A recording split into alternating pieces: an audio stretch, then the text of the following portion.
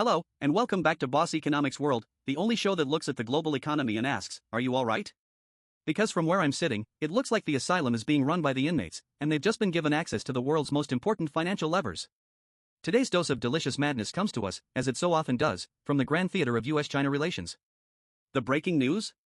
On this fine day of September 16, 2025, we are told that President Donald Trump and Chinese leader Xi Jinping are set to have a little chat on Friday. What's on the agenda? World peace? Climate change? A joint mission to Mars? No, you silly goose. They're talking about a dance app. That's right. The leaders of the two most powerful nations on Earth are coordinating a phone call to give their presidential blessing to a framework deal to keep TikTok running in the United States. It's the sequel we never asked for, a rerun of the 2020 drama, but this time with more buzzwords and, somehow, even higher stakes. The president himself announced the call, declaring the relationship remains a very strong one, with 3 exclamation points, lest you doubt its strength. So, grab your popcorn and your portfolio, because we're about to dive deep into this geopolitical puppet show. We'll go from the point, this absurd TikTok truce, to the surface, exposing the rotten economic floorboards underneath. This isn't just about 15-second videos, it's about everything. Let's first dissect the language being thrown around by the men in expensive suits. U.S. Treasury Secretary Scott Bessent, fresh off the plane from Madrid, announced a framework had been reached. His Chinese counterpart, Vice Commerce Minister Li Changgang, confirmed a consensus was found. In the world of diplomacy, framework and consensus are beautiful, squishy words. They are the political equivalent of saying, we've agreed not to punch each other in the face today, and we might sign a piece of paper about it later. The proposed solution sounds eerily familiar. It involves U.S.-controlled ownership, a concept that brings back fond memories of the Project Texas plan floated years ago. This plan, a Herculean effort by Oracle and TikTok, involves walling off American user data on U.S.-based servers, managed by U.S. personnel, and audited by a U.S. tech giant. The initial price tag for this digital fortress was a cool $1.5 billion, with annual operating costs soaring up to another $1 billion. Think about that. Billions of dollars spent not on creating a new product, not on R&D for a cancer cure, but on building a fantastically complex corporate structure whose sole purpose is to appease a handful of politicians in Washington. It's a Potemkin village built of servers and source code, designed to give the illusion of security. And why is this illusion so critical right now? An anonymous U.S. official let the cat out of the bag. Without a deal on TikTok, a face-to-face meeting between Trump and Xi at the APEC summit in South Korea next month would be off the table. Let that sink in. The stability of the world's most critical bilateral relationship, the very possibility of presidential dialogue, hinges on ensuring American teenagers can continue to post videos of themselves doing the latest viral dance. It is high-stakes diplomacy at its most profoundly stupid. The big deal Trump is after isn't about substance, it's about securing the prerequisite for a handshake and a photo. The justification for this entire multi-year saga has been national security. The 2020 executive order that started it all claimed TikTok's data collection threatens to allow the Chinese Communist Party access to Americans' personal and proprietary information. This could, the order warned, allow China to track federal employees, build dossiers for blackmail, and conduct corporate espionage. Now, let's be adults here. Is data security a real issue? Absolutely. Is foreign espionage a real threat? Of course. But is TikTok the unique, existential threat it's made out to be? Let's be brutally honest. The data TikTok collects, your location, your browsing history, your contacts, and even biometric data like face prints and voice prints is not wildly different from the data vacuumed up by American tech giants like Meta, Facebook/Instagram, and Google. In fact, some research suggests platforms like Facebook may hold onto your data for far longer after you delete your account than TikTok does. The outrage isn't about what data is being collected, but who is collecting it. The fear isn't that your data will be used, but that it will be used by a geopolitical rival. This isn't a principled stand for privacy, it's a turf war. It's the digital equivalent of the mafia's old neighborhood protection rackets. American companies can harvest and monetize your life story, and that's just good old-fashioned capitalism. But when a Chinese-owned company does it, it's a national emergency. This is the doctrine of techno-nationalism in its purest form. It's a worldview where technology is not a neutral tool for global connection and commerce, but a strategic asset in a zero-sum game for global dominance. Your smartphone is the new battlefield.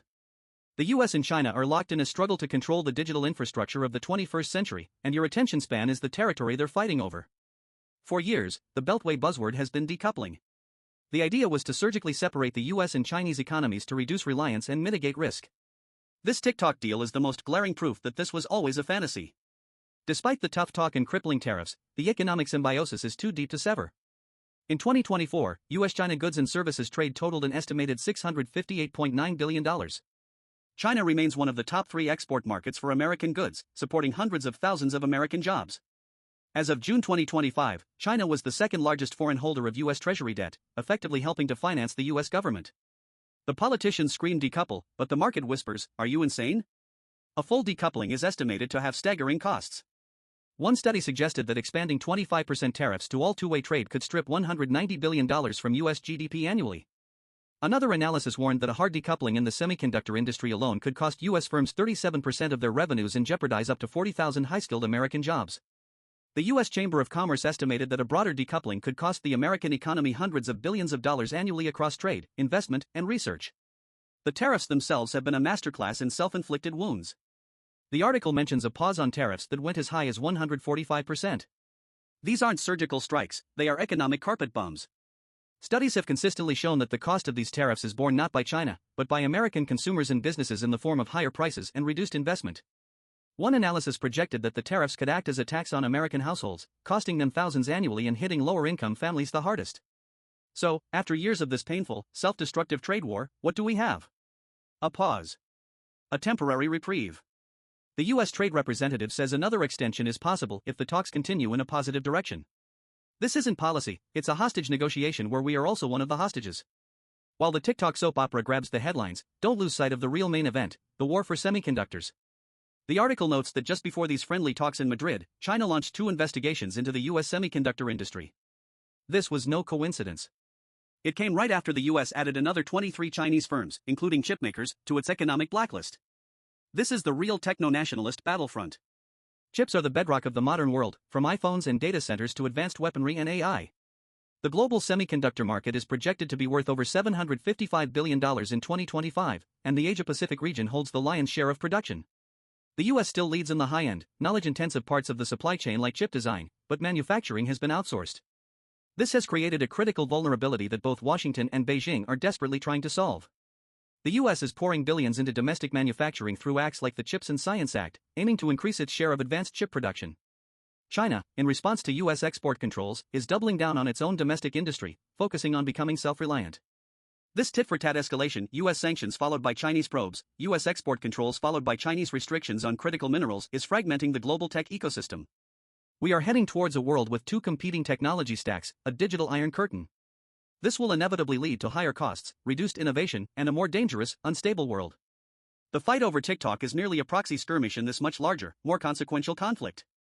So where does this leave us, the audience of this grand economic theater? We are watching leaders play a high-stakes game of chicken, using a social media app as the vehicle.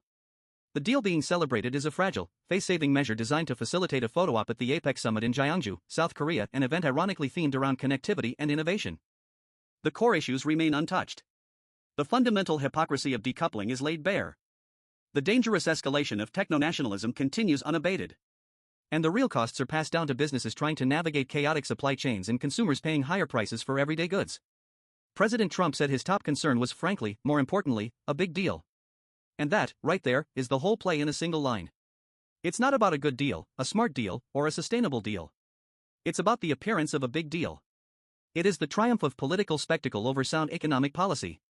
So, as you scroll through your feed tonight, watching the latest viral trend, take a moment to appreciate the absurdity. That little app on your phone is a pawn in a global power struggle, a symbol of our diluted economic policies, and the centerpiece of the most expensive diplomatic theater ever staged. The global economy has become a TikTok challenge, and the leaders are just making it up as they go along. Thank you for tuning in to Boss Economics World. Don't forget to like, subscribe, and question everything. Until next time, remember, it's a mad, mad, economic world.